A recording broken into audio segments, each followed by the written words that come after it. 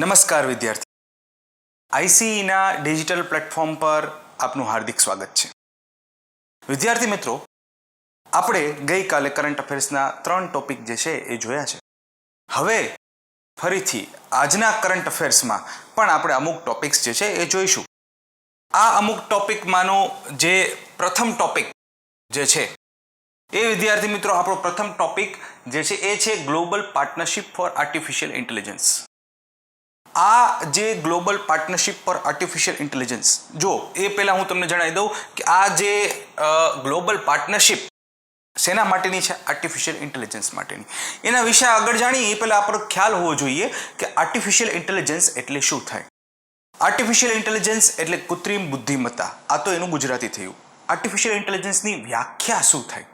જો વ્યાખ્યા એવી છે કે મનુષ્ય જેવી રિઝનિંગ, લોજિક અને સેલ્ફ કરેક્શન કેપેસિટી, એટલે કે રિઝનિંગ, લોજિક અને સ્વ સુધારણા ક્ષમતા કોના જેવી? મનુષ્ય જેવી. ડિવાઇસીસમાં આરોપવી. મનુષ્ય જેવી લોજિક, રિઝનિંગ અને સ્વ સુધારણા ક્ષમતા ડિવાઇસીસમાં આરોપવી. આને આપણે કહીશું આર્ટિફિશિયલ ઇન્ટેલિજન્સ. જો આર્ટિફિશિયલ ઇન્ટેલિજન્સ ઘણા બધા વર્ષો પૂર્વે જે છે આપણે જાણીએ છીએ કે એક વ્યક્તિ જેનું નામ હું અહીંયા ખાસ મેન્શન કરવા માંગીશ, જ્હોન મેકાર્થી. જી હા મિત્રો, એ વ્યક્તિનું નામ હતું જ્હોન મેકાર્થી. જ્હોન મેકાર્થીએ પ્રથમ વખત આર્ટિફિશિયલ ઇન્ટેલિજન્સ નામના શબ્દનું પ્રયોજન કરેલું છે, કોનોનેશન કરેલું છે. એ ખાસ ધ્યાન રહે કે આર્ટિફિશિયલ ઇન્ટેલિજન્સ અથવા કૃત્રિમ બુદ્ધિમત્તા જે છે એના માટેનું આ group global partnership for artificial intelligence, આ ગ્રુપનું સભ્ય ભારત હાલમાં બન્યું. જી હા, કરંટનો મુખ્ય વિષય આ જ છે કે આ ગ્રુપનું સભ્ય ભારત હાલમાં બન્યું. India join this group. આ ગ્રુપ વિશે પ્રશ્ન પૂછાઈ શકે કોઈ પણ એક્ઝામમાં. તો શું પૂછાઈ શકે કે GPAI, આ ગ્રુપનું હેડક્વાર્ટર, મુખ્ય મથક ક્યાં આવેલું છે મિત્રો? આ ગ્રુપનું મુખ્ય મથક ત્યાં જ આવેલું છે જ્યાં OECDનું મુખ્ય મથક આવેલું છે. OECD એટલે organisation of economic cooperation and development, પેરિસમાં. જ્યાં મિત્રો GPAIનું મુખ્ય મથક ક્યાં આવેલું છે? પેરિસમાં આવેલું છે. એ પણ ખાસ ધ્યાન રહે મિત્રો કે આર્ટિફિશિયલ ઇન્ટેલિજન્સ ક્ષેત્રે એવું નથી કે ભારતે આ એક જ પગલું લીધું. આના સિવાય પણ ભારતે ઘણા બધા પગલાં લીધા છે. જેમ કે ભારતે એક નેશનલ આર્ટિફિશિયલ ઇન્ટેલિજન્સ સ્ટ્રેટેજી અને એક નેશનલ AI પોર્ટલ પણ લોન્ચ કરેલું છે. એના સિવાય મિત્રો એ પણ ધ્યાન રહે કે ભારતના નીતિ આયોગે, જી હા મિત્રો, આપણે જાણીએ છીએ નીતિ આયોગ, આ નીતિ આયોગે જે છે એ એક સ્ટ્રેટેજી લોન્ચ કરેલી છે. સ્ટ્રેટેજીનું નામ છે AI for all, artificial intelligence બધાના માટે.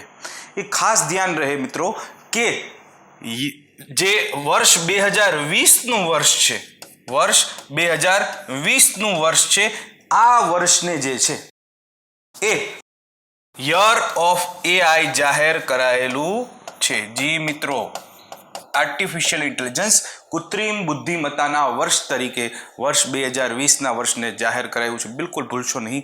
હું ફરીથી કહી દઉં, આ મુદ્દામાંથી કેટલી બાબતો જે છે એ એક્ઝામમાં પૂછાઈ શકાય એવી છે. તો કે પહેલી બાબત એ છે કે GPAIનું full form global partnership for artificial intelligence. બીજી બાબત, હાલમાં કયા રાષ્ટ્રએ આ ગ્રુપને જોઈન કર્યું છે? ભારતે. એનું હેડક્વાર્ટર ક્યાં આવેલું છે? પેરિસમાં આવેલું છે. AI ફોર ઓલ સ્ટ્રેટેજી કોને બહાર પાડી છે? નીતિ આયોગે બહાર પાડી છે. બિલકુલ ભૂલાય નહીં. આ મુદ્દામાં આટલા જ ટોપિક જે છે અત્યંત મહત્વપૂર્ણ છે. આપણે હવે નવા મુદ્દા તરફ આગળ વધીએ મિત્રો. તો જે આજનો આપણો બીજો મુદ્દો છે એ ખૂબ જ મહત્વપૂર્ણ, એ પર્યાવરણ સાથે કનેક્ટેડ છે. તમે જાણો છો મિત્રો કે અમુક એક્ઝામ, સ્પેસિફિકલી ફોરેસ્ટ ગાર્ડની જે એક્ઝામ છે એ પર્યાવરણીય વિષયને, પર્યાવરણના મુદ્દાને જે છે વધુ પ્રાધાન્ય આપે છે.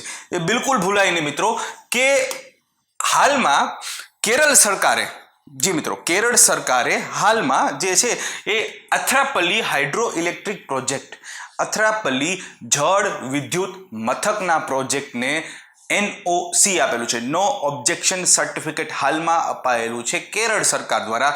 કયા પ્રોજેક્ટને? અથરાપલ્લી જળ વિદ્યુત મથકના પ્રોજેક્ટને કોના દ્વારા? કેરળ સરકાર દ્વારા. એ ખાસ ધ્યાન રહે, કેરળ ગવર્મેન્ટ દ્વારા જે છે એ આ વસ્તુ કરવામાં આવેલી છે, બિલકુલ ભૂલાય નહીં. એ પણ ખાસ ધ્યાન રહે મિત્રો કે આ અથરાપલ્લી હાઇડ્રો ઇલેક્ટ્રિક પ્રોજેક્ટ જે છે એ કઈ નદી પર આવેલો છે? બિલકુલ ભૂલાય નહીં, ચલકુડી નદી પર આવેલો છે. કઈ નદી પર આવેલો છે મિત્રો? ચલકુડી નદી પર આવેલો છે. આ જ ચલકુડી નદી પર અથરાપલ્લીનો ધોધ આવેલો છે. આ અથરાપલ્લીનો ધોધ તમે ઘણા બધા પિક્ચર્સમાં જોયો હશે, જેમ કે દિલ સે, જેમ કે બાહુબલી, જેમ કે રાવણ. આ અનેક પ્રકારના બોલિવૂડ પણ જે છે આ ધોધનો ખૂબ ઉપયોગ કરે છે એની પિક્ચર્સમાં. શું કામ? કારણ કે આ જે ચલકુડી નદી છે એની આજુબાજુનો જે પ્રદેશ છે એ ખૂબ મોટી માત્રામાં જૈવ વિવિધતા ધરાવે છે, બાયોડાયવર્સિટી ધરાવે છે. એ ખાસ ધ્યાન રહે કે અહીંયા ઘણી બધી પ્રાણીઓની, પક્ષીઓની પ્રજાતિ જે છે એ એન્ડેમિક છે, એટલે કે માત્ર આ જ વિસ્તારમાં જોવા મળે છે અને બીજા કોઈ વિસ્તારમાં આ પ્રાણીઓ અને પક્ષીઓની પ્રજાતિ જોવા મળતી નથી. એટલા માટે આ પ્રોજેક્ટનો ઘણા બધા પર્યાવરણવિદોએ વિરોધ કરેલો છે. એ ઉપરાંત એનજીઓએ વિરોધ કરેલો છે અને તેથી જે છે આ પ્રોજેક્ટ ન્યૂઝમાં છે. એ ધ્યાન રહે મિત્રો, આ પ્રોજેક્ટ જે છે એ માત્ર એવું નથી કે એનો વિરોધ હમણાં જ થયો અથવા તો આ પ્રોજેક્ટનો વિચાર સરકારને હમણાં જ આવ્યો, એવું કશું નથી. યાદ રહે, આ પ્રોજેક્ટ જે છે 40થી પણ વધુ વર્ષથી વિવાદાસ્પદ છે. જી હા, બિલકુલ સાચું સાંભળ્યું છે. 1979માં આ પ્રોજેક્ટ વિશે પ્રથમ વખત વિચારવામાં આવેલું હતું. એ ખાસ ધ્યાન રહે કે આ પ્રોજેક્ટ જે ચલકુડી નદી પર છે એ પણ ધ્યાન રહે કે આ નદી પર પ્રોજેક્ટ છે. આ નદી પર જ એક ખૂબ મોટો જે છે એ ધોધ આવેલો છે. ધોધનું નામ છે અથરાપલ્લી નો ધોધ અને અથરાપલ્લી પાવર પ્રોજેક્ટ અહીંયા જ શરૂ કરવામાં છે. ચલકુડી નદી વિશે હજી એક ભૂગોળની દ્રષ્ટિએ પણ મહત્વપૂર્ણ બાબત હું તમને જણાવવા માંગુ છું કે આ નદી જે છે ચલકુડી નદી એ કઈ નદીની ટ્રિબ્યુટરી છે? તો ખાસ ધ્યાન રહે, એ પેરિયાર નદીની ટ્રિબ્યુટરી છે. જી હા મિત્રો, પેરિયાર નદીની ટ્રિબ્યુટરી ચલકુડી છે. એ ખાસ ધ્યાન રહે. બીજું જો ખાસ ધ્યાન પર્યાવરણના દૃષ્ટિકોણથી શું યાદ રાખવાનું છે, હું ફરીથી તમને કહી દઉં કે આ મુદ્દાનો જે છે કે એનઓસી આપવામાં આવેલું છે કેરળ સરકાર દ્વારા આ અહીંયા જળ વિદ્યુત મથક સ્થાપવા માટે.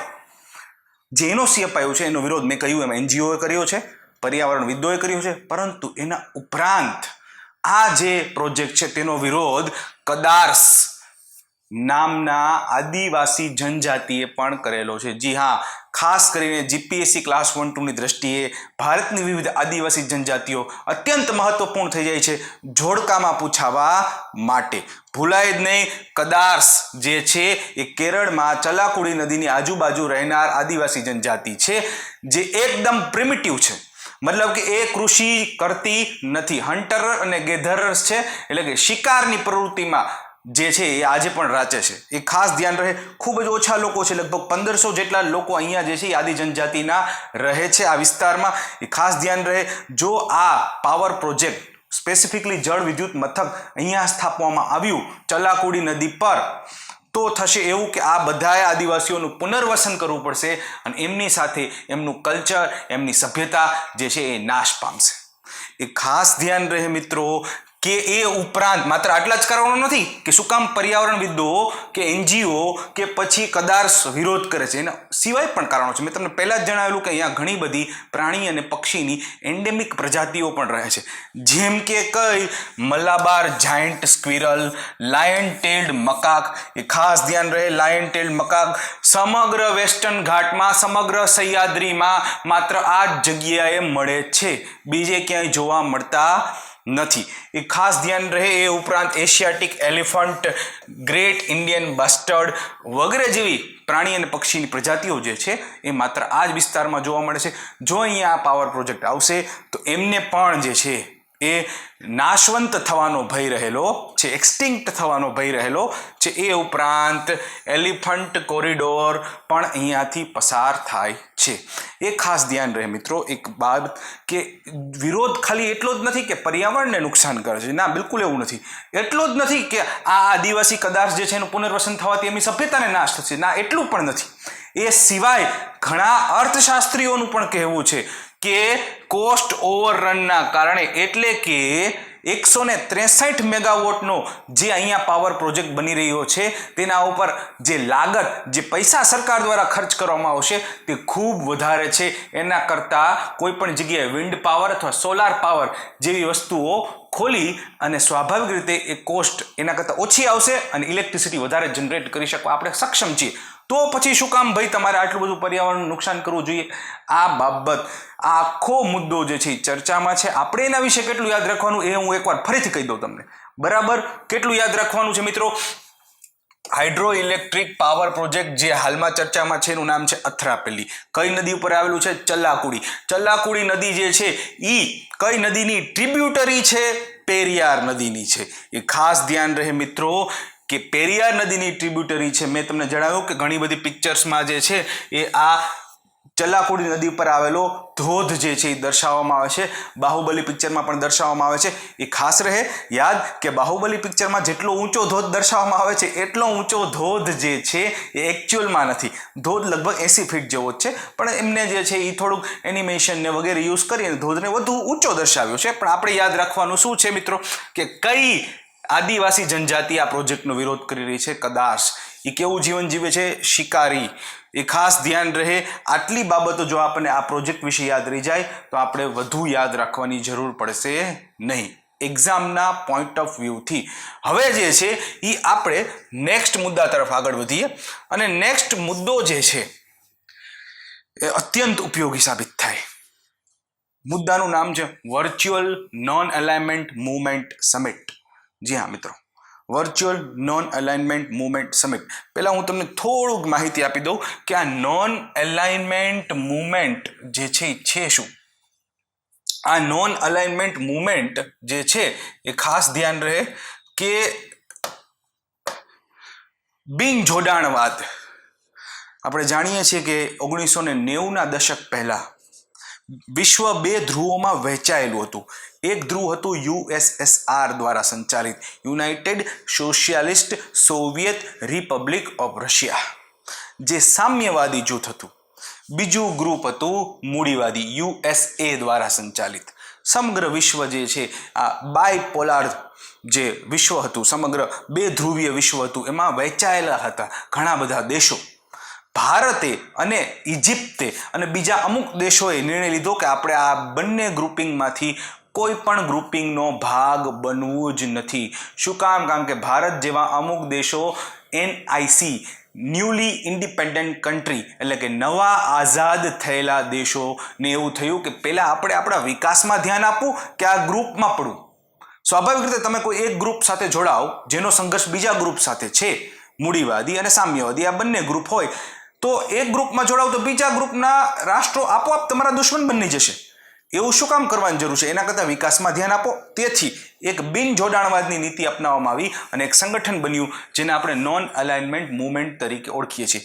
જી હા મિત્રો, આ નોન અલાઇનમેન્ટ મૂવમેન્ટની જ નામની એક સમિટ જે છે એ હાલમાં યોજાઈ, પરંતુ એ સમિટ હતી વર્ચ્યુઅલ સમિટ. આપણે બધા જાણીએ છીએ કે હાલના સમયમાં એવું બિલકુલ નથી થવાનું કે ઘણા બધા રાષ્ટ્રોના રાષ્ટ્રપતિ કે પ્રધાનમંત્રીઓ જે છે કોઈ એક જગ્યાએ ભેગા થાય. શું કામ ભેગા નહીં થાય?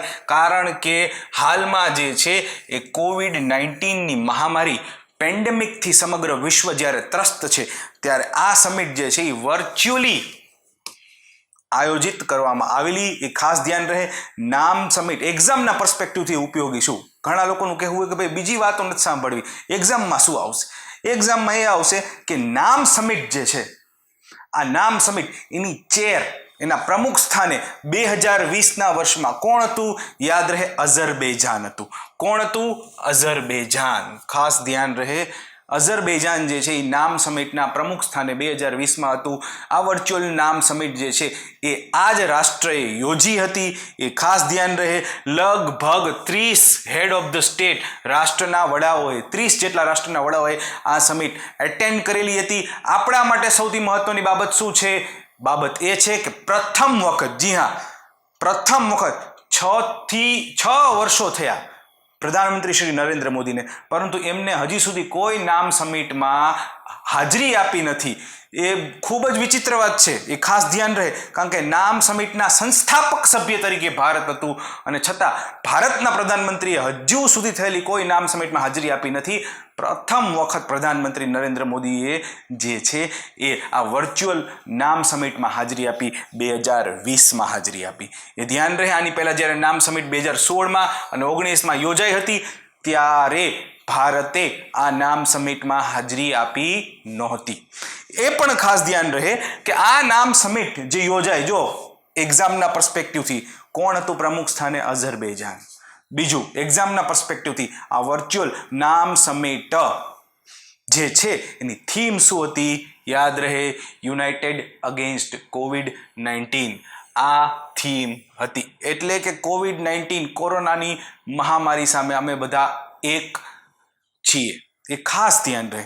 આ થીમ યાદ રહે અને પ્રમુખ સ્થાને અઝરબૈજાન હતું એ યાદ રહે. આ જે સમિટ યોજાય એમાં ભારતનું જે એક સ્તર છે, ભારતનો જે રોલ છે, ભારતની જે ભૂમિકા છે એને ખાસ હાઇલાઇટ કરવામાં આવી. શું કામ? કારણ કે ભારત જે છે એ શું છે મિત્રો? Pharmacy of the world. એ ખાસ ધ્યાન રહે. આ COVID-19ની મહામારી હોવા છતાં ભારતે પોતાની દવાઓની જરૂરિયાત તો પૂરી કરી, પરંતુ સાથે સાથે 100થી વધુ દેશોમાં દવાઓ નિર્યાત કરી. એટલું જ નહીં, નામના 59 રાષ્ટ્રોને પણ આ દવાઓ પહોંચાડી છે.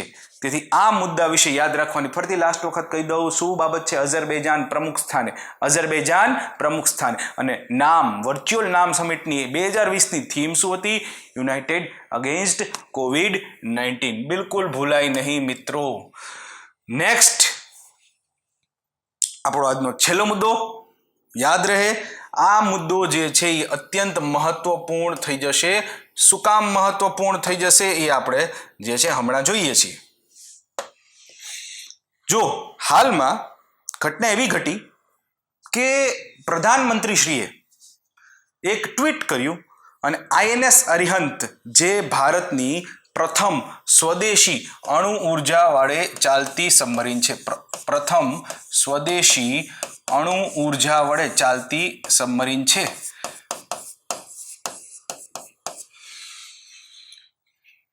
INS અરિહંત જે ભારતની પ્રથમ અણુ ઉર્જા વડે ચાલતી સ્વદેશી સબમરીન છે, જેની અંદર બેલેસ્ટિક મિસાઇલ્સ રહેલી છે. આ સબમરીને તેનું પ્રથમ ઓપરેશન સફળતાપૂર્વક પૂર્ણ કર્યું. જી હા, પ્રથમ ઓપરેશન સફળતાપૂર્વક પૂર્ણ કર્યું. તે બદલ જે છે પ્રધાનમંત્રીશ્રીએ તેને અભિનંદન આપેલા છે. નૌકા સેનાને, ભારતીય નેવીને અભિનંદન અપાયેલા છે. પ્રધાનમંત્રીએ ટ્વીટ કરીને આપેલા છે. તેથી આપણને INS અરિહંત વિશે માહિતી ખ્યાલ હોવી જોઈએ. જો ટ્વીટ કર્યું એ ભૂલી જઈએ તો ચાલે, પરંતુ INS અરિહંતને ભૂલી જઈએ એ ન ચાલે. એ ખાસ ધ્યાન રહે કે એડવાન્સ ટેકનોલોજી વેસલ, જી હા મિત્રો, ATV, એડવાન્સ ટેકનોલોજી વેસલ, આ પ્રોજેક્ટ અંતર્ગત છેક પ્રધાનમંત્રી ઇન્દિરા ગાંધીના સમયમાં ભારતે અણુ ઉર્જા વડે ચાલતી સબમરીન બનાવવાનું નક્કી કરેલું હતું, સંકલ્પ કરેલો હતો પ્રધાનમંત્રી ઇન્દિરા ગાંધીના સમયમાં. અને છેક હવે ભારતે જે છે એ પ્રથમ INS અરિહંત, પ્રથમ અણુ ઉર્જા વડે ચાલતી સબમરીન, સ્વદેશી સબમરીન બનાવી અને એ સબમરીને જે છે પ્રથમ ઓપરેશન સફળતાપૂર્વક પાર કર્યું. પરંતુ આપણે એ પણ યાદ રાખવાનું થાય કે INS અરિહંત જે છે એ પ્રથમ સ્વદેશી અણુ ઉર્જા વડે ચાલતી સબમરીન છે.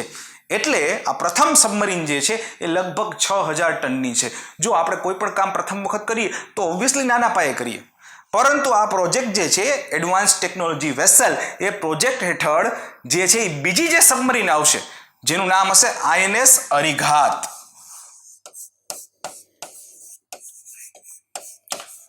જો નામ જે છે એ ઘણું બધું સૂચવે છે. ભલે શેક્સપિયરે કહ્યું what's in a name, but there is lot of things in a name. તો નામ જે છે અહીંયા સૂચવે છે અરિહંત. અરિ એટલે દુશ્મન, એનો અંત કરનાર, એ પ્રથમ સબમરીન છે. દ્વિતીય બીજી સબમરીન છે અરિઘાત. અરિ એટલે દુશ્મન, એના ઉપર ઘાત લગાવનાર, એ બીજી સબમરીન છે. મેં પહેલાં કહ્યું કોઈ પણ કામ પ્રથમ વખત કરીએ, જેમ કે પ્રથમ સ્વદેશી અણુ ઉર્જા વડે ચાલતી સબમરીન બનાવીએ તો એ 6000 ટનની હતી, નાના પાયે કરેલું. અરિઘાત 13,000 ટનની, જી હા 13,000 ટન, 13,000 ટનની જે છે એ સબમરીન છે. એક માત્ર થોડોક નાનકડો ખ્યાલ આપવા માટે, એક એશિયાટિક હાથી હોય ને એ 3 થી 4 ટનનો હોય, જ્યારે અહીંયા અરીઘાત જે છે એ કેટલા ટનની હશે? 13,000 ટનની.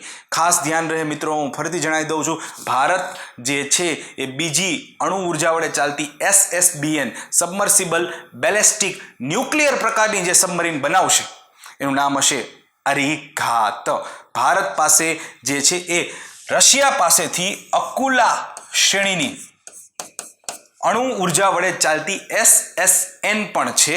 આ અકુલા શ્રેણીનું નામ છે, યાદ રહે મિત્રો, સબમરીનનું નામ નથી. સબમરીનનું નામ છે INS ચક્ર. તો આ 3 સબમરીનનું નામ આપણે યાદ રાખવાના છે, કારણ કે હાલમાં સમાચાર પત્રોમાં તે નામ છવાયેલા રહ્યા છે, એ ખાસ ધ્યાન રહે. INS ચક્ર રશિયા પાસેથી લીધેલી છે, શ્રેણીનું નામ છે અકુલા શ્રેણી, પરંતુ સબમરીનનું નામ છે INS ચક્ર. તો આજ માટે આપણે આટલું રાખીએ મિત્રો, બરાબર છે. આવતીકાલે નવા મુદ્દાઓ સાથે ફરીથી મળીશું. યાદ રહે, જ્યારે પણ મારો લેક્ચર જે છે એ તમે અટેન્ડ કરો ત્યારે નોટ અને પેન જે છે એ લઈને જ બેસવું, લખવું. ખાલી એવું ન થાય કે આપણે જે છે એ વિડીયો લેક્ચર જોઈએ અને પછી જે છે એ ભૂલી જઈએ. એ ખાસ ધ્યાન રહે મિત્રો, નોટ અને પેન લઈને જ બેસવું, એ આપણને યાદ રહી જવું જોઈએ. એવું ન થાય કે ખાલી સમજી લઈએ. તો મિત્રો આજ માટે આટલું જ. મળીએ આવતીકાલે. Thank you very much.